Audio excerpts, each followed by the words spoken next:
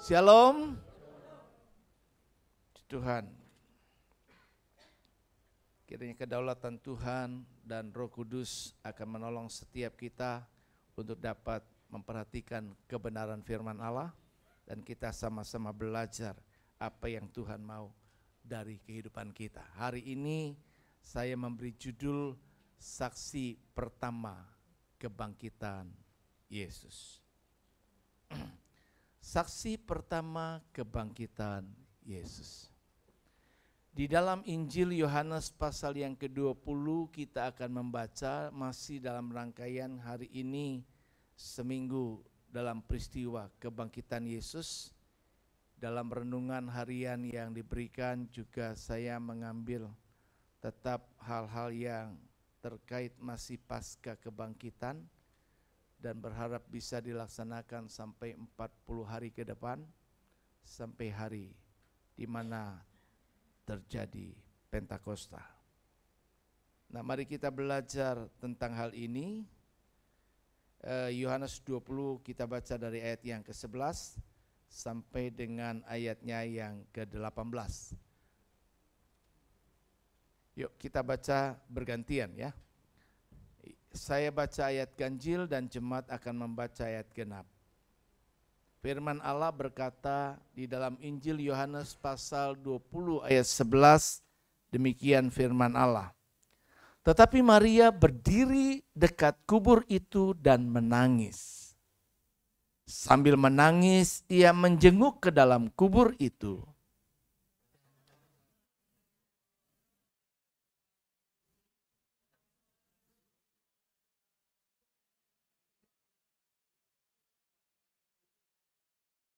Kata malaikat-malaikat itu kepadanya, "Ibu, mengapa engkau menangis?" Jawab Maria kepada mereka, "Tuhanku telah diambil orang, dan aku tidak tahu di mana ia diletakkan."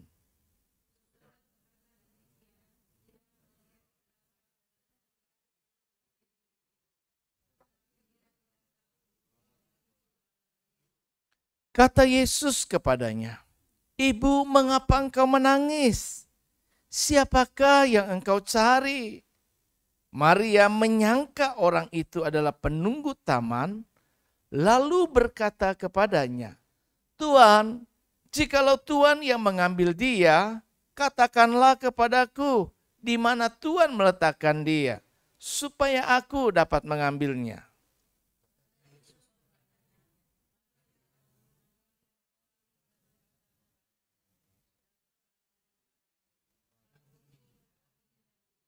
Kata Yesus kepadanya, "Janganlah engkau memegang aku, sebab aku belum pergi kepada Bapa. Tetapi pergilah kepada saudara-saudaraku dan katakanlah kepada mereka bahwa sekarang aku akan pergi kepada Bapakku dan Bapamu, kepada Allahku dan Allahmu."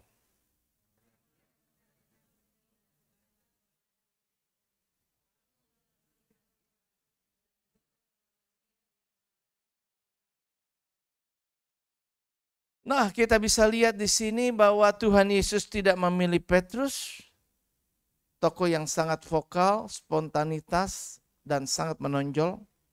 Dia juga tidak memilih Yohanes sebagai murid yang paling dekat dan dikasihinya, sebagai orang yang pertama yang melihat kebangkitan dirinya.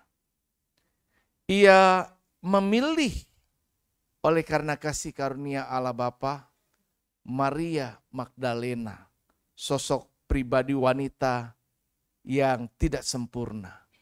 Dulu dia adalah wanita yang pernah mengalami kerasukan 7 roh jahat.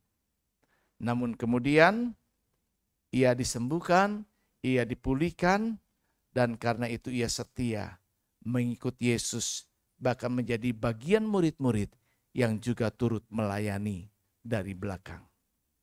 Pemilihan ini adalah pesan kuat bahwa Tuhan mempercayakan hal-hal yang besar kepada mereka yang setia, kepada mereka yang mau melayani, kepada mereka yang sungguh-sungguh mengasihinya.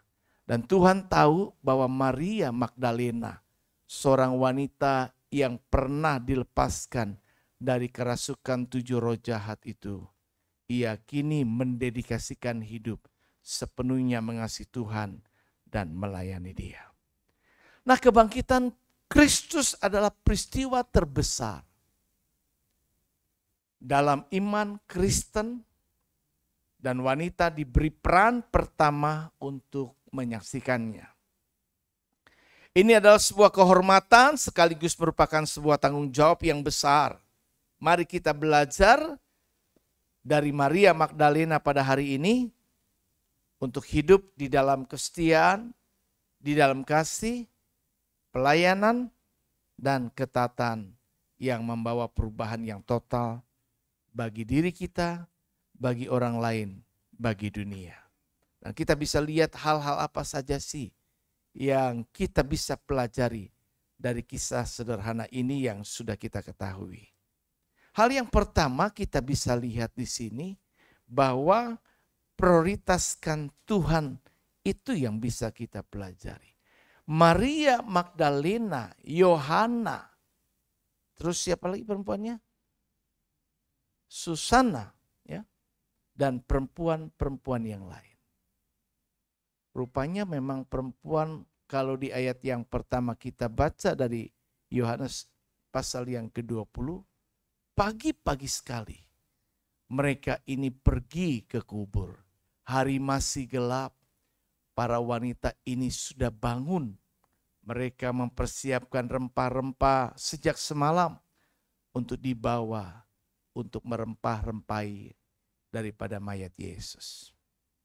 Maria ingin pergi dengan teman-teman yang lain untuk melayani sekalipun Yesus sudah mati dengan fisik tubuh mayat yang ada. Hal ini bisa kita lihat dalam Yohanes 20, kalau kita lihat dari ayat yang pertama, dinyatakan wanita ini pagi-pagi benar. Pagi-pagi benar kita bangun.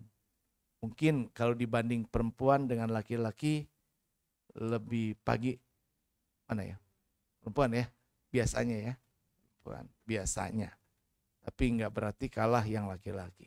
Ada juga laki-laki yang lebih pagi. Karena dia harus kerja begitu ya. Tapi kalau pun dia mau kerja, yang perempuan harus bangun lebih pagi lagi ya. Nyiapin segalanya buat suaminya begitu. Kemudian dari ayat 14 sampai 16 kita bisa cerita, kita bisa baca di sana dikatakan sekali lagi pada hari pertama minggu itu pagi-pagi benar ketika hari masih gelap. Orang-orang kadang-kadang males masih pengen lanjutkan tidur. Tetapi pergilah Maria Magdalena ke kubur itu dan ia melihat bahwa batu telah diambil dari kubur itu. Ayat 14 yang tadi kita baca dikatakan sesudah berkata demikian, ia menoleh ke belakang dan melihat Yesus berdiri di situ, tetapi ia tidak tahu kalau itu adalah Yesus. Ya. Jadi kata Yesus kepada ibu ini, "Ibu, mengapa engkau menangis? Siapakah yang engkau cari?" Dan ayat mengatakan Maria menyangka orang itu adalah penunggu taman. Lalu berkata kepadanya, "Tuhan, jikalau Tuhan yang mengambil dia, katakanlah kepadaku di mana Tuhan meletakkan dia, supaya aku dapat mengambilnya." Ayat 16 berkata, kata Yesus kepadanya, "Maria." Maria berpaling dan berkata kepadanya dalam bahasa Ibrani, "Rabuni," artinya guru. Kadang-kadang kita tidak menyadari kehadiran Tuhan di dalam kehidupan kita. Kadang-kadang kita bisa salah di dalam menilai. Kadang-kadang kita tidak tahu apa yang sedang kita hadapi. Maria datang dengan kasih karunia kepada Tuhan datang dengan kasih karunia kepada Maria Magdalena. Dia memanggil namanya pribadi. Dengan memanggil namanya pribadi berharap Maria kenal dia juga secara pribadi. Kalau mungkin Maria dan teman-teman perempuan lainnya, demikian pun dengan murid-murid yang lain, ya, yang sudah lebih dari 3 tahun bersama hidup dengan Yesus, menyaksikan apa yang Yesus lakukan, tetapi nampaknya dengan kebersamaan mereka di waktu-waktu itu sampai pada kematiannya, tidak membuat mereka cukup mengenal pribadi dari Yesus. Dengan perkataan panggilan nama pribadi berharap bahwa sosok pribadi yang dipanggil dengan nama pribadi ini bisa juga merespon untuk belajar mengenal dirinya sebagai pribadi yang utuh, yang bisa dikenal, diketahui. Firman Allah menyatakan kalau kita mau menjadi orang-orang yang mencari Tuhan, menjadi orang-orang seperti Maria Magdalena, Yohana, Susana, dan perempuan-perempuan lain yang pagi-pagi benar, hari masih gelap, belum melakukan banyak aktivitas, tapi yang ada di pikiran dia dan apa yang ia lakukan pada saat itu adalah pergi untuk menemui Yesus. Nah, apa yang terjadi dalam hidup kita, saya dan saudara? Apa sih yang pertama kita cari waktu kita bangun?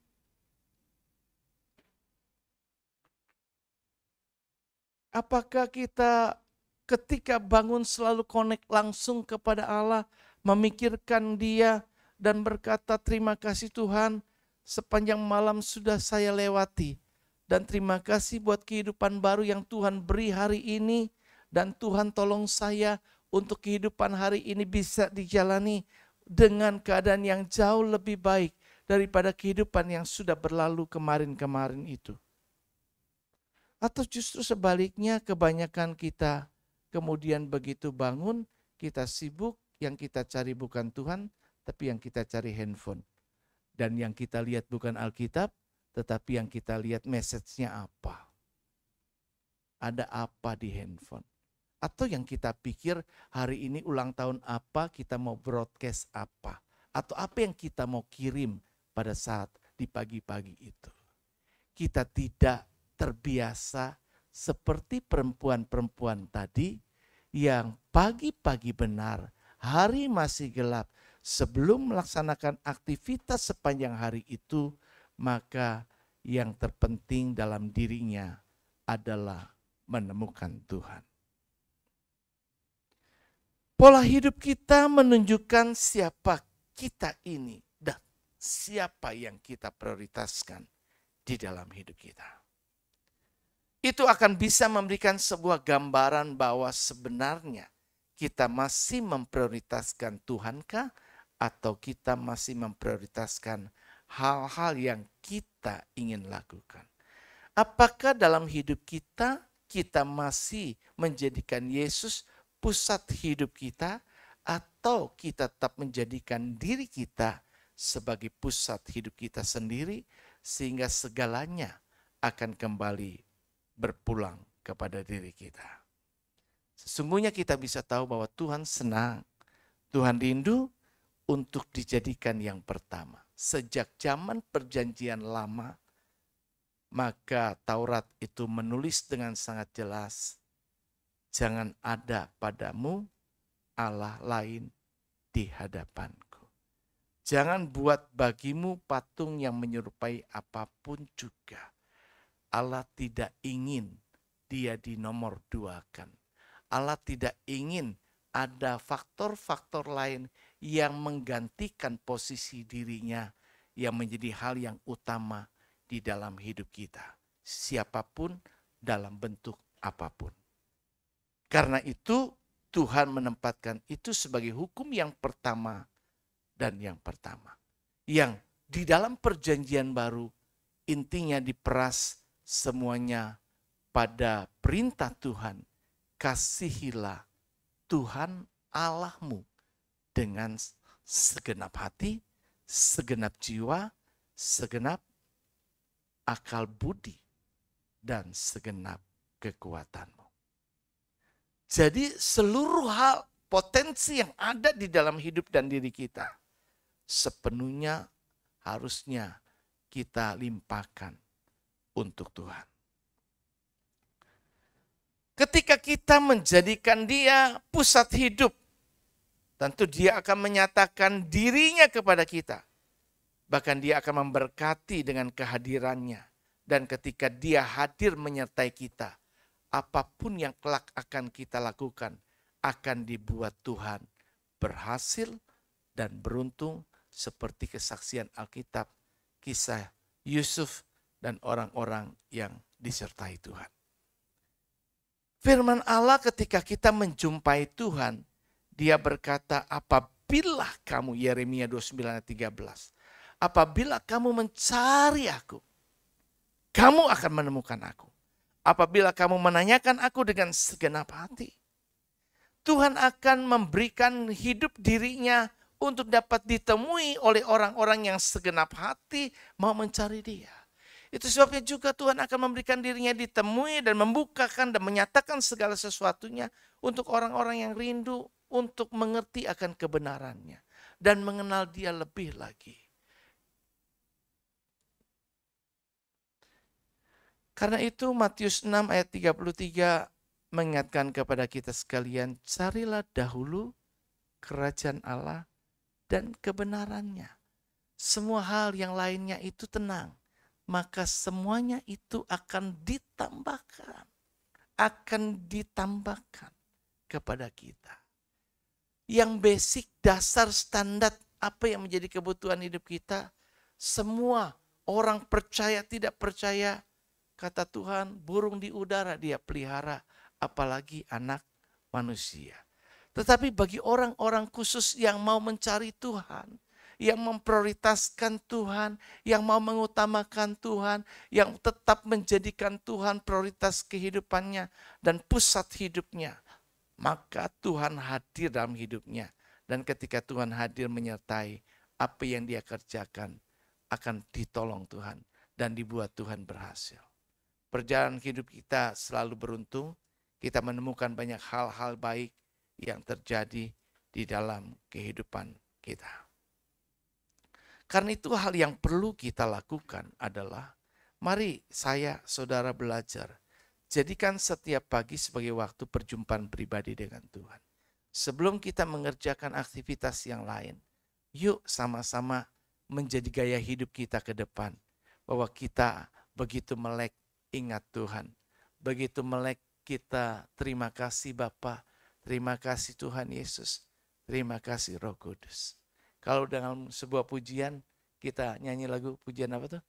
Selamat pagi Bapa, selamat pagi Yesus, selamat pagi Roh Kudus. Wah, itu enak banget itu. Rasanya merinding. Kemudian kita terbiasa itu di mana?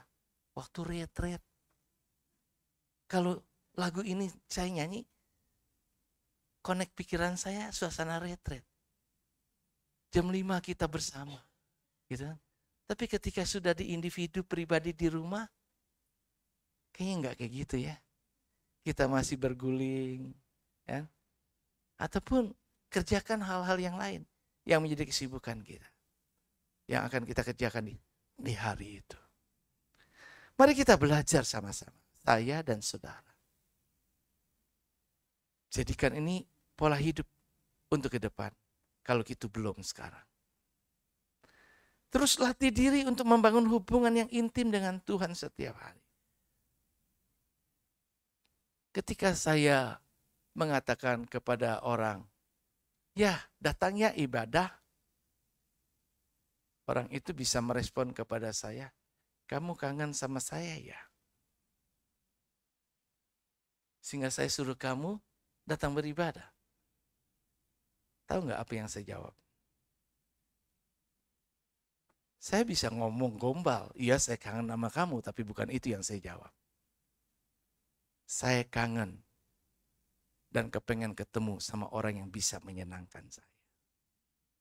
Begitu saya ngomong gini, connect tuh langsung pikiran saya. Ternyata orang senang ketemu orang yang bisa menyenangkannya.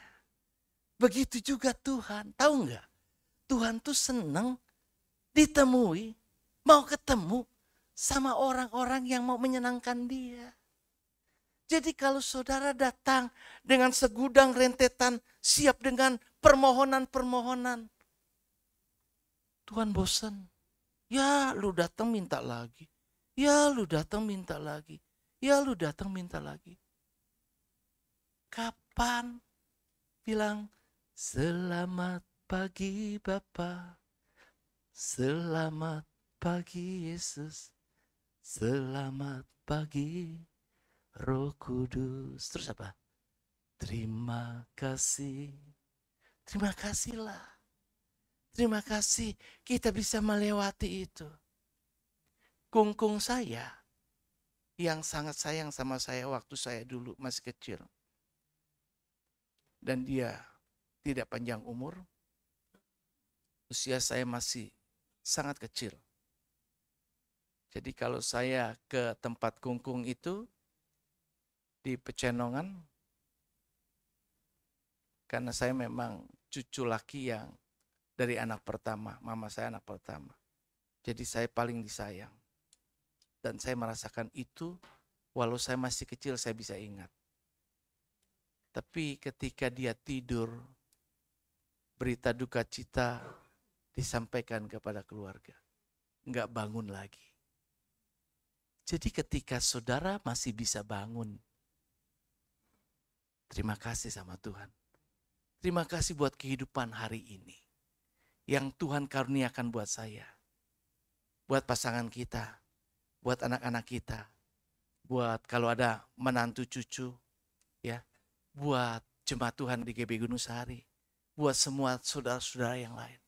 Yang masih bisa dikaruniakan hidup hari ini. Terima kasih sama Tuhan. Kemurahan-Mu lebih dari hidup. Tahu nggak ketika kita masih punya kehidupan, itu karena kemurahan. Jadi kemurahan Tuhan itu lebih dari hidup. Dia masih kasih kemurahannya. Yuk belajar datang. Mulai hari ini, kalau hari ini kita masih terbiasa. Masih cari yang lain, bukan cari Tuhan. Bahkan kita nggak sampai sempat karena sibuknya untuk berdoa. Sampai akhirnya ketika kita harus berangkat untuk melaksanakan aktivitas kerja dan lain sebagainya. Kita berdiri sejenak berdoa, Tuhan terima kasih sekarang saya mau berangkat, Tuhan pimpin tolong saya. Cuma itu yang bisa kita lakukan. Dan saya berempati ketika saya mengatakan saya senang dengan orang, ketemu dengan orang, saya rindu orang-orang yang bisa menyenangkan hati saya. Ternyata Tuhan rindu dan dia menanti-nanti orang yang bisa menyenangkan hatinya. Siapakah orang yang bisa menyenangkan hatinya? Adalah orang-orang yang mau menyembah dia. Adalah orang-orang yang mau bersyukur kepadanya.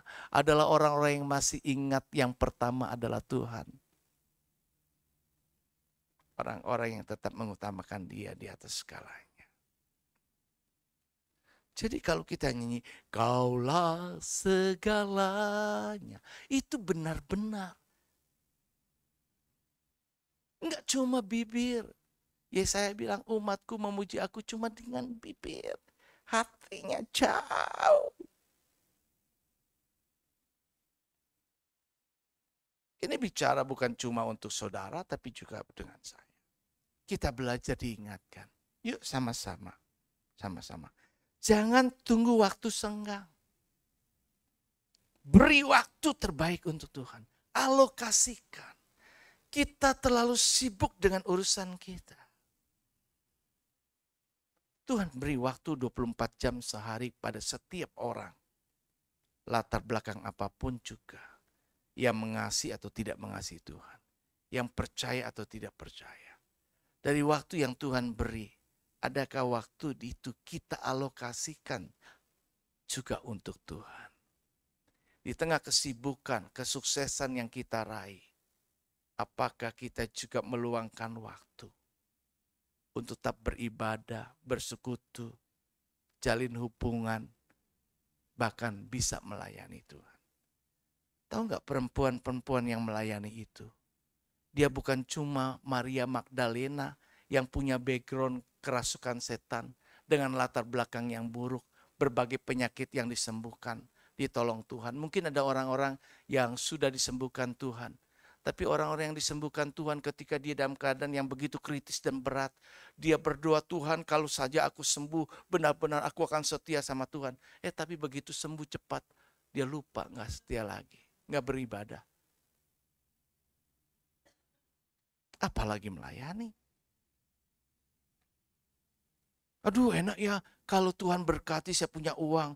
Kalau saya punya uang, pasti saya bantu pekerjaan Tuhan. Begitu dia makin berlimpah, makin pelit ternyata. Karena berat rasanya keluar. Manusia punya sifat, tidak pernah cukup.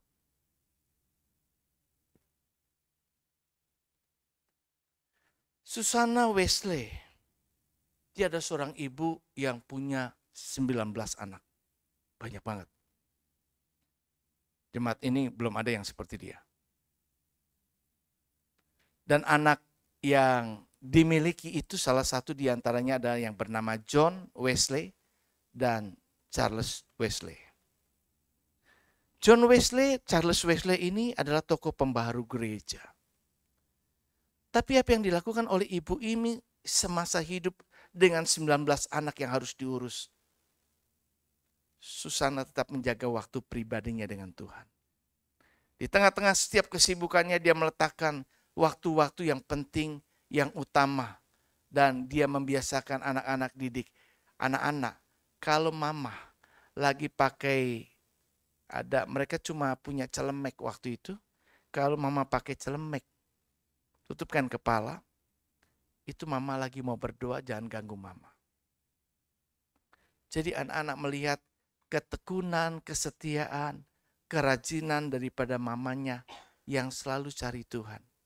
Sehingga anak-anak mulai belajar. Dan mamanya ini juga membangun mesbah keluarga. Diajak anak-anak 19 anak ini ya dididik, diberi firman. Sehingga anak-anak ini menjadi anak-anak yang takut akan Tuhan. Anak-anak yang ingat dan cinta Tuhan. Bahkan anak-anak yang mau melayani Tuhan.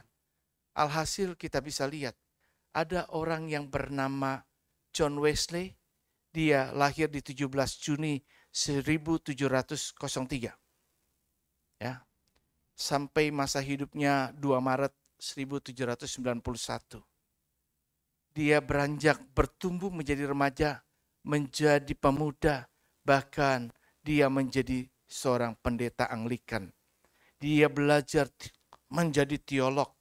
Bahkan dia dengan adiknya Charles Wesley juga menjadi pendiri gereja Metodis. Masih ada sampai sekarang.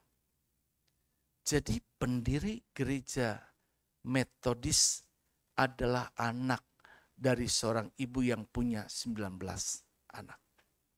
Peran orang tua mendidik anaknya menjadi orang yang takut akan Tuhan. Memberi keteladanan bahwa dia alokasikan waktu buat Tuhan.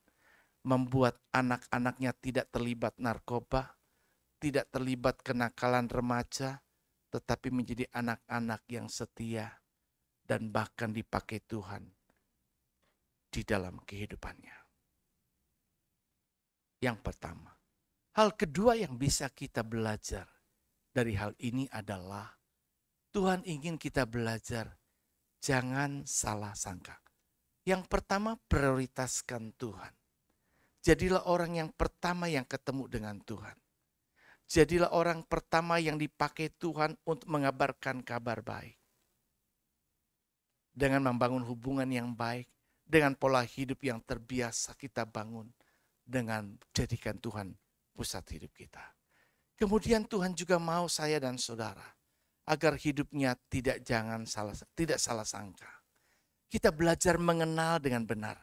Kita belajar untuk tidak menghakimi.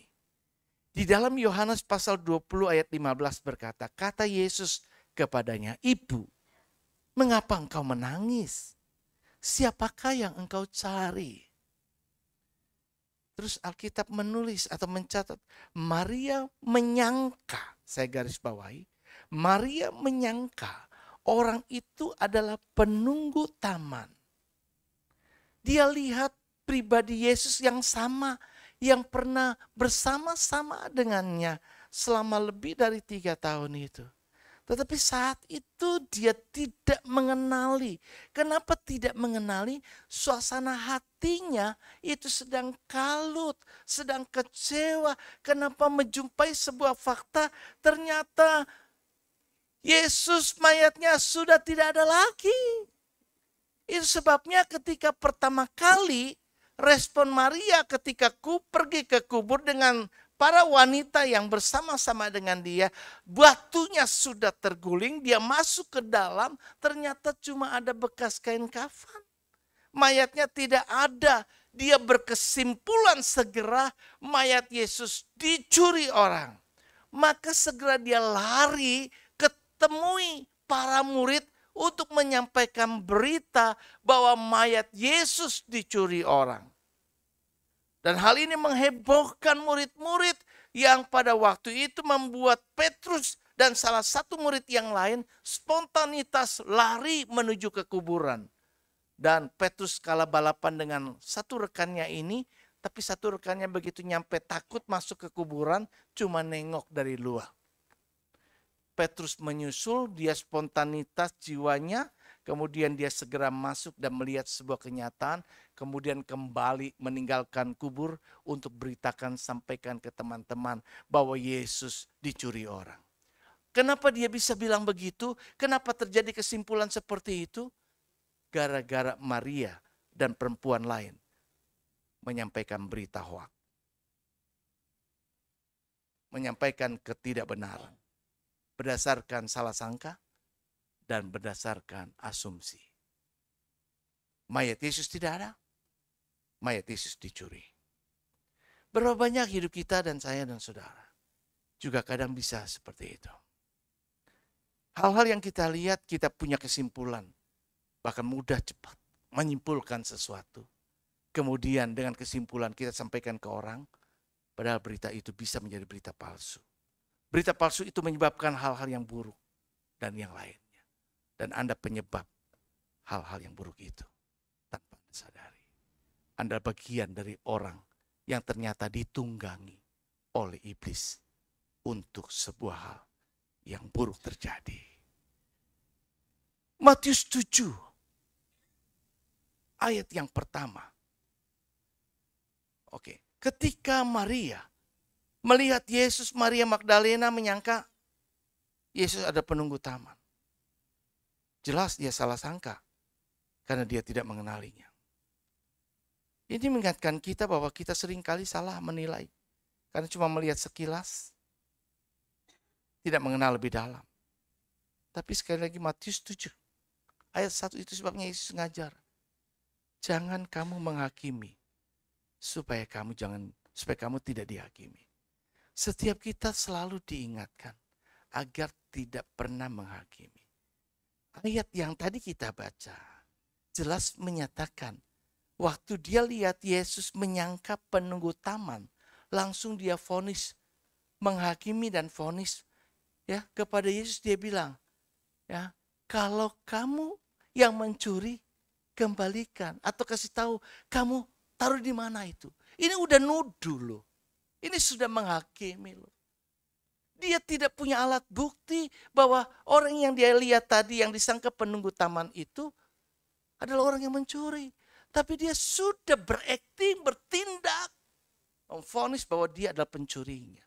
Sehingga ia berani berkata kembalikan mayat itu. Berapa banyak sikap kita seperti itu? Yuk belajar. Jadi saksi kebangkitan Yesus. Bukan orang-orang yang salah sangka.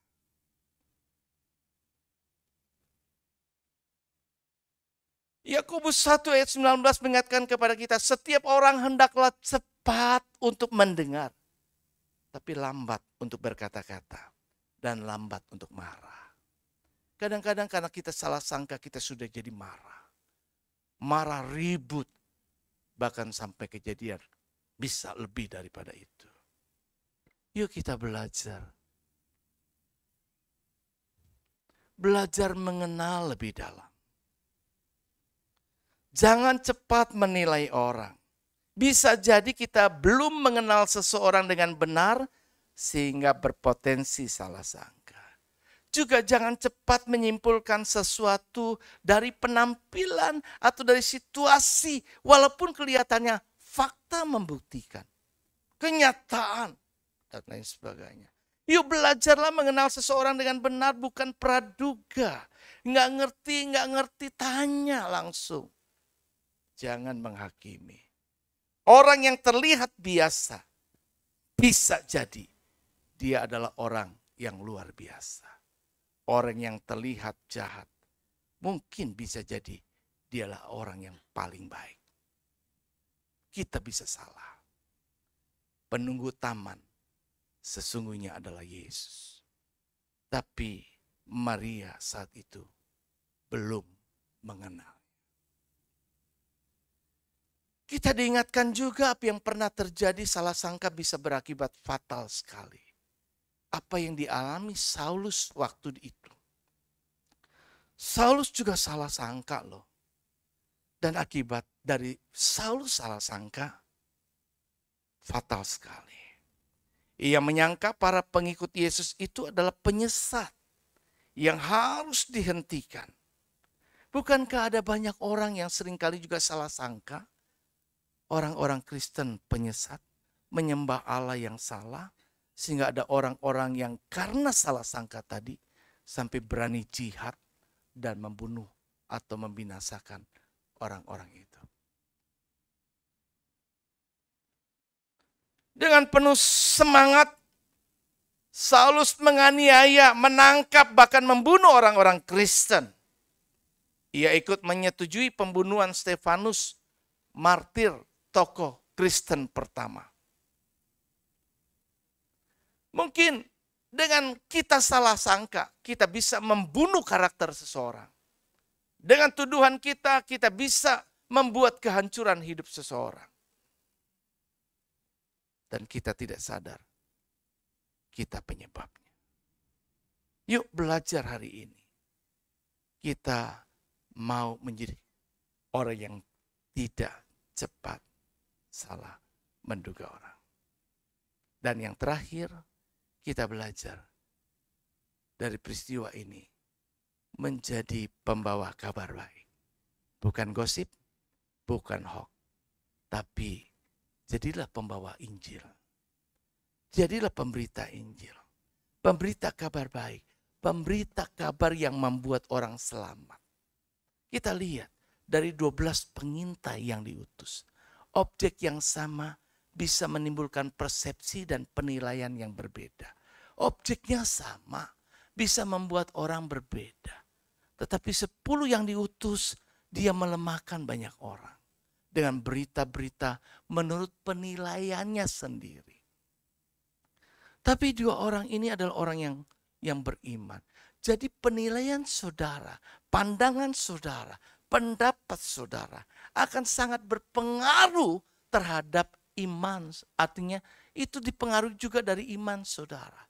Jika saudara bukan orang yang beriman, jika saudara bukan orang-orang yang berpikiran positif, maka saudara kemungkinan menjadi orang-orang yang selalu pikirannya negatif.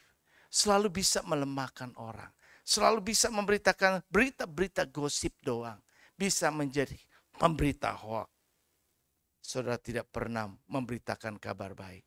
Saudara tidak pernah menawarkan Yesus kepada orang lain. Saudara tidak membuat orang lain bisa selamat dari tersesat. Kemudian saudara tidak membuat orang yang lemah menjadi semangat. Tetapi orang yang semangat jadi akhirnya menjadi lemah. Yohanes pasal 20 ayat 17-18. Kata Yesus kepadanya, janganlah engkau memegang aku sebab aku belum pergi kepada Bapa, tetapi pergilah kepada saudara-saudaraku dan katakanlah kepada mereka bahwa sekarang aku akan pergi kepada Bapakku dan Bapamu, kepada Allahku dan Allahmu. Maria Magdalena pergi dan berkata kepada murid-muridnya, aku telah menemukan Tuhan. Dan juga bahwa dia yang mengatakan hal-hal itu kepadanya. Jadi Maria setelah ketemu Tuhan, setelah kenal Tuhan, diperkenalkan Tuhan, setelah menyadari secara persis, hidup Maria total berubah 180 derajat. Dari awalnya pemberita hoax, awalnya berita bohong, berita yang berdasarkan cuma asumsi, pendapat yang salah sangka. Kini Maria yang sama, yang pernah datang kepada murid-muridnya itu, ya, dengan gambar tadi dia sampaikan, mayat Yesus dicuri, tapi dia kembali lagi kepada murid-murid yang sama untuk berkata, aku sudah ketemu Tuhan.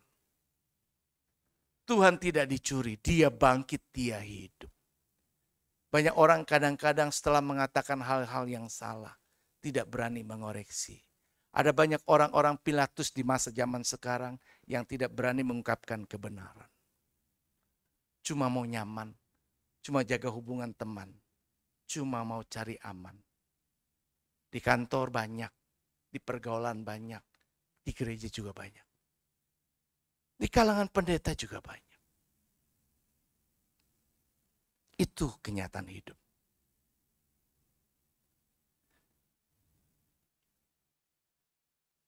Setelah berjumpa dengan Yesus, Maria tidak menyimpannya sendiri. Dia diutus untuk menyampaikan kabar sukacita kepada murid-murid.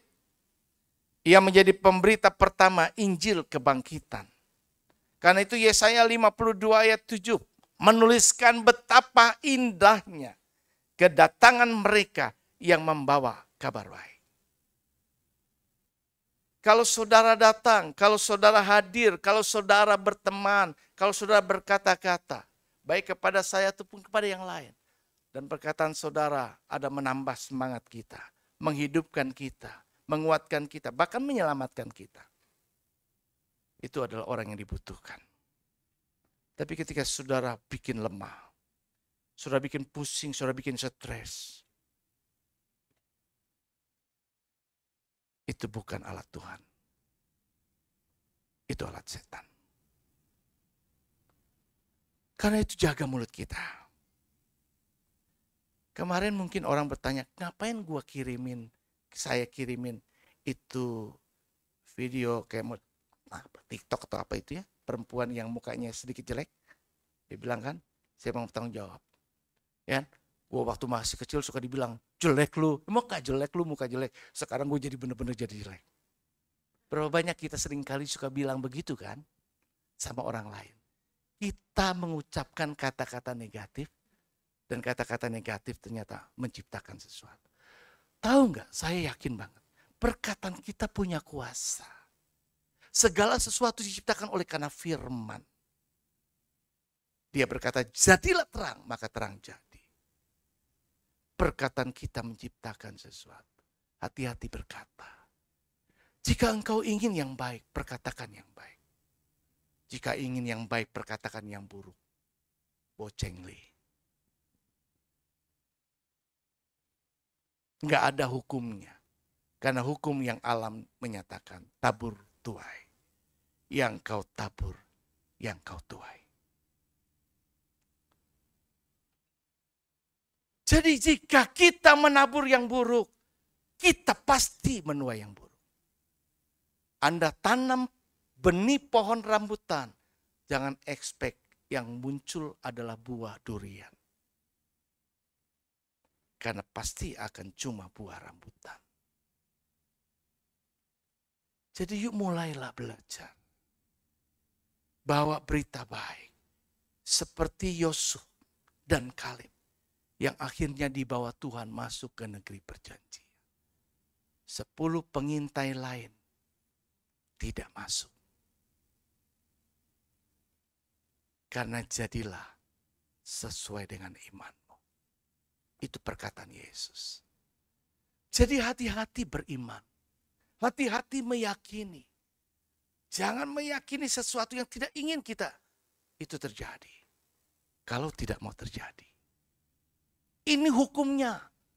bukan kata saya, bukan merupakan sebuah ancaman, bukan merupakan sebuah doa. Ini pengingat firman buat saya, buat saudara, buat semua orang. Karena Yesus berkata, jadilah sesuai dengan imanmu. Ada ayat yang berkata, bagi Allah tidak ada yang mustahil. Tapi ada satu yang sering lupa. Memang bagi Allah tidak ada yang mustahil karena dia maha kuasa, nggak heran. Tapi yang mengherankan buat saya adalah bagi orang yang percaya, tidak ada yang mustahil. Jadi jika saudara percaya akan hal-hal yang tidak mungkin, maka hal yang tidak mungkin berubah menjadi mungkin. Karena iman kita. Yuk, kesimpulan kita di sini. Mari kita coba gunakan mulut dan media sosial kita untuk menyebarkan damai, bukan gosip. Jangan forward kalau nggak yakin, kalau ada berita-berita yang miring, jangan main mudah. Kita forward, kita sebarluaskan berita-berita yang buruk, yang sifatnya negatif. Jangan jadi penerusnya. Cukup berhenti di tempat kita yang menerimanya. Jadilah penyampai kabar yang menyelamatkan, bukan cerita yang melukai orang. Kabar baik itu tentang pengharapan, kabar baik itu tentang keselamatan, kabar baik tentang perubahan hidup. Yuk kita berubah. Maria berubah. Perempuan-perempuan lain berubah. Dan kita pun harusnya berubah. Terakhir, kesimpulan. Maria datang dengan air mata tapi pulang dengan sukacita. Awalnya dia menangis sampai Yesus dan malaikat berkata, mengapa ibu menangis? Tapi dia bersukacita karena menemukan Tuhan. Mungkin kita datang kepada Tuhan dengan tangisan, tapi setelah ketemu Tuhan, hidup kita harusnya berubah menjadi sukacita. Karena jawaban dari setiap doa kita. Maria datang mencari mayat, tapi ternyata ketika dia menemukan Tuhan sungguh-sungguh, dia tidak menemukan sosok mayat yang tidak bisa menolong dia. Dia tidak menemukan mayat yang tidak bisa berbuat apa-apa bagi dirinya. Tapi dia menemukan Tuhan yang hidup, yang bisa menolong hidupnya. Hari ini, kita pun diajak seperti Maria. Yuk bangun pagi untuk cari Yesus, bukan dunia. Yuk belajar mengenal orang lebih dalam, bukan cepat menghakimi. Yuk jadilah pembawa kabar yang menyelamatkan, bukan kata-kata yang menyakitkan. Maka dengan demikian, kita akan bisa lihat Jemaat GB Gunung Sahari akan menjadi jemaat-jemaat yang indah di mata Tuhan. Sehingga kita tidak hanya cuma nyanyi, jadikan aku indah, yang kau pandang mulia, cuma kata-kata pujian, tapi bukan dari kerinduan hati. Jadikan aku indah Tuhan, di mata Tuhan, juga di mata sesama. Tuhan Yesus memberkati. Mari kita angkat diri. Kaulah segalanya di dalam hidupku.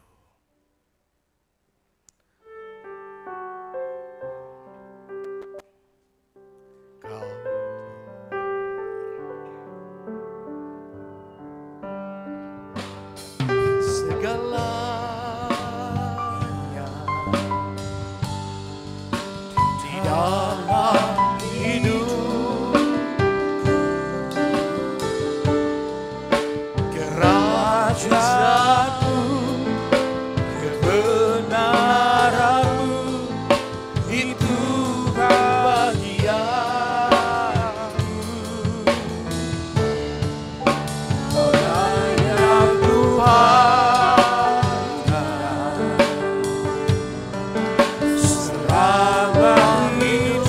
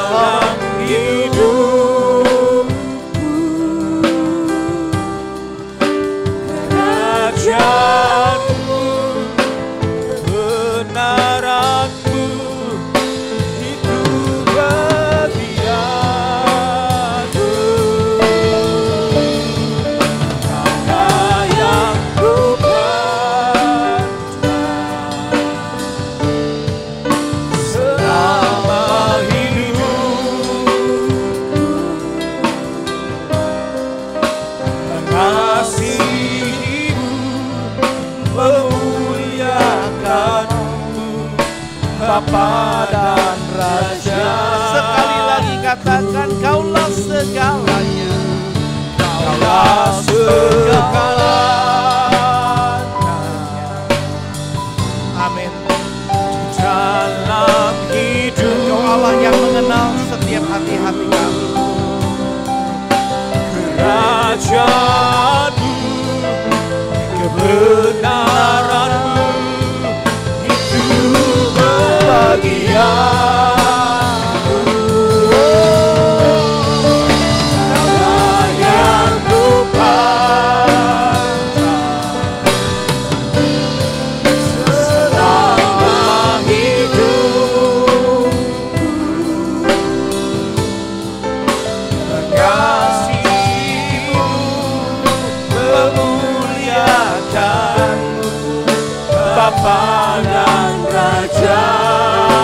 Ku mengasihimu, Mengasihimu, memuliakanmu, mengasihimu, mengasihimu, memuliakanmu, mengasihimu, memuliakanmu, Bapa dan Rajaku.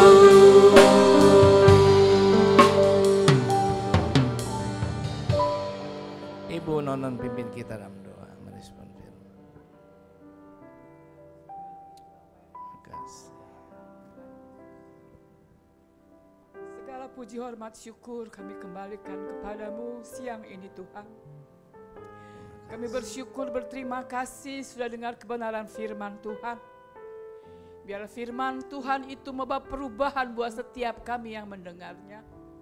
Kami diajar Tuhan untuk memprioritaskan Tuhan terlebih dahulu Bapa, bukan yang lain. Bukan memberikan sisa waktu yang ada Tuhan, tapi waktu yang terbaik kami berikan untuk Engkau dan kemuliaan-Mu Yesus. Sehingga kami boleh mengenal Engkau lebih dalam lagi Bapa. Bukan sekedar kenal nama Yesus, tapi menghidupkan Yesus dalam kehidupan kami pribadi lepas pribadi. Kami juga diajar Tuhan jangan berburuk sangka terhadap orang-orang sekitar kami. Sehingga kami tidak saling menyalahkan, kami tidak saling menghakimi, tapi kami saling merangkul satu dengan yang lain. Karena kasih Allah sudah ada buat setiap kami Yesus.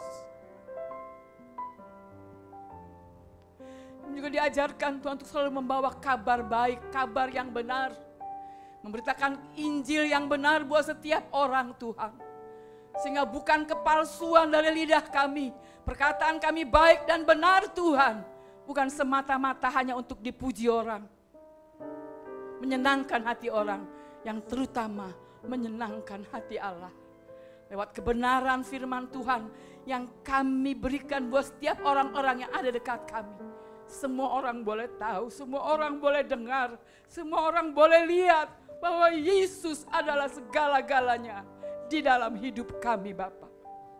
Ajar kami Tuhan untuk bisa menyikapi ketiga hal seperti ini Bapa. Tidak asal dengar kuping kiri keluar kuping kanan. Dia boleh tertanam dalam hati sanubari yang paling dalam Tuhan. Bahkan boleh menjadi rema di dalam hidup kami Tuhan.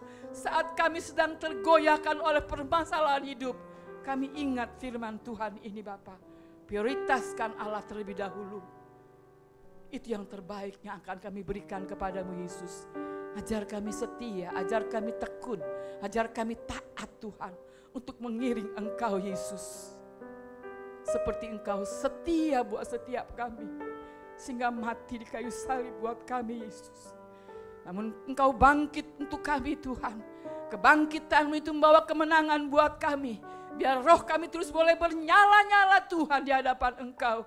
Untuk kami berjalan di dalam Engkau Yesus. Jangan biarkan kami letih, lemah, letih, lesu Tuhan. Oleh setiap keadaan dunia yang kami hadapi. Tapi kebangkitan Allah membawa kemenangan, membawa kesuksesan Tuhan. Membawa hidup kami lebih baik lagi di hadapan Engkau Yesus. Terima kasih Bapa, terima kasih buat firman Tuhan. Berkati hamba-Mu Bapak Gembala jemaat kami di tempat ini. Terus tambahkan pewahyuan, tambahkan hikmat Allah Tuhan untuk mengajar kami lebih baik lagi Tuhan pada jemaat di tempat ini. Biar menjadi jemaat-jemaat yang militan, takut akan Engkau Yesus. Bukan sekedar datang ke gereja menuju bangku yang kosong, tapi benar-benar menyimak firman dengan baik Bapak. Terima kasih Tuhan, berkati kesehatannya terutama, berkati keluarganya, berkati anak-anak menantu dan cucunya, berkati kehidupannya Tuhan, cukupkan apa yang diperlukan, sediakan Tuhan apa yang dibutuhkan. Engkau Allahku yang kaya luar biasa Bapa. Terima kasih Tuhan, terima kasih. Terpuji-pujilah nama-Mu. Di dalam nama Tuhan Yesus Kristus, sekali lagi Tuhan, hormat kemuliaan hanya untuk Engkau Bapa. Dalam nama Yesus, mari semua kita katakan amin.